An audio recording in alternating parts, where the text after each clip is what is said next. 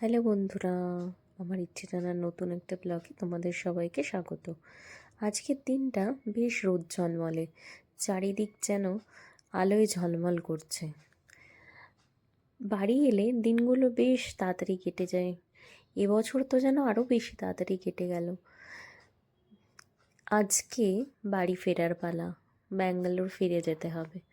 তাই আকাশ যতই রোদ ঝলমল করুক, মনটা কিন্তু ভারী উদাস, কিছুই যেন ভালো লাগছিল না।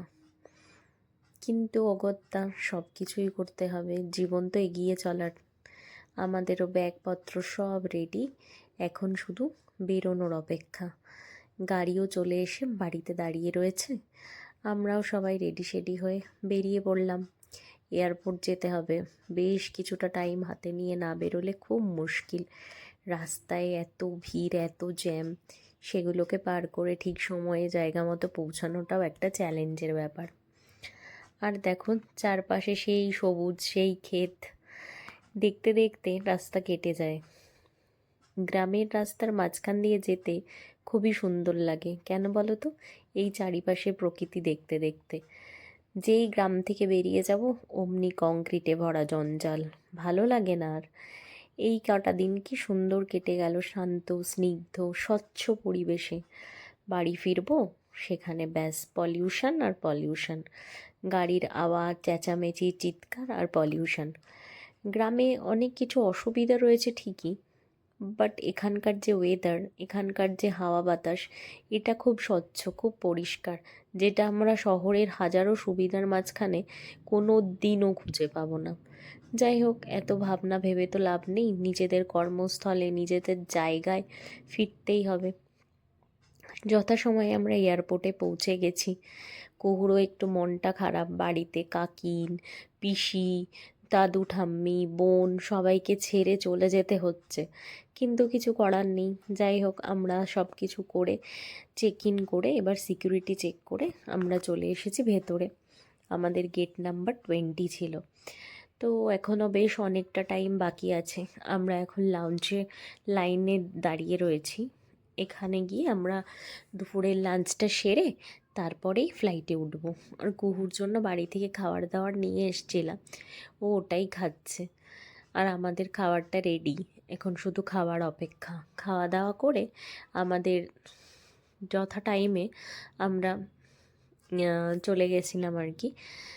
এবারে ফ্লাইটে উঠবো। আর এই মেয়েকে দেখো, আমার এত জিনিসপত্র হাতে নিয়েছে। এটা হচ্ছে ওর ফ্রেন্ড, যার নাম সুইটি। এটাকে ছোটোবেলায়ও যখন এসছিল তখনও নিয়ে এসছে, এবারও নিয়ে এসছে। এটাকে ছাড়াও একদম সে অচল। তো সেই সুইটিকে নিয়েছে, দুটো কাপ নিয়েছে, নিয়ে চলেছে। পড়ে যাচ্ছে হাত থেকে, তাও হবে না।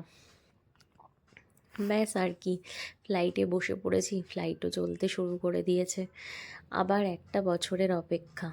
আর আমার মেয়েকে দেখো এখানে কি করবে, এটুকু জায়গার মধ্যে বুঝে পাচ্ছে না, তাই ওকে এইখানকার বইগুলো দেয়া হয়েছে, ওগুলো নিয়ে যেটুকু টাইম সময় কাটাতে পারে আর কি। আর আমরা মেঘের রাজ্যে ঢুকে পড়েছি, চারিদিকে মেঘ, মাঝখানে আমরা। বেশ ভালো লাগে না? দেখে মনে হয় যদি মেঘগুলোকে ছুঁতে পারতাম, ওই দূরে যেতে পারতাম, আকাশটাকে যদি ছোঁয়া যেত। দেখতে দেখতে 2 ঘন্টা কিভাবে কেটে যায় বোঝাই যায় না।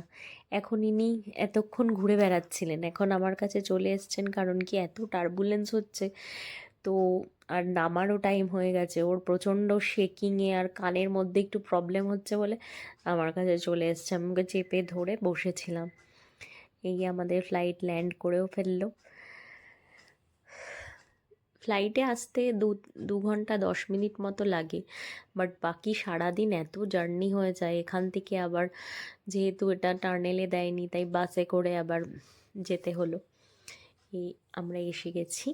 এবারে আমরা ফ্রেশ ট্রেশ হয়ে বাইরে বেরোবো। বাইরে গাড়ি বলা আছে, বাড়ি যেতে প্রায় এখনও 45 মিনিট 1 ঘন্টা। কিন্তু যাই হোক, বিকেল বিকেলে পৌঁছে গেলাম, সন্ধ্যের মধ্যে বাড়ি পৌঁছে যাব, অসুবিধা হবে না। ব্যাস আর কি, ছুটি শেষ, এবার আবার ব্যাক টু নর্মাল লাইফ। কর্তামশাইয়ের অফিস, আমার ঘরের কাজ, বাচ্চা সামলানো, কুহুর সেই আবার একার জীবন। কুহুর নয়, আমাদের সবারই সেই একার জীবন আর একটা বছরের অপেক্ষা। আবার কবে এত বড় ছুটি আসবে, আবার কবে সবার সাথে থাকবো। চলো, মন খারাপের সাথে এখানেই শেষ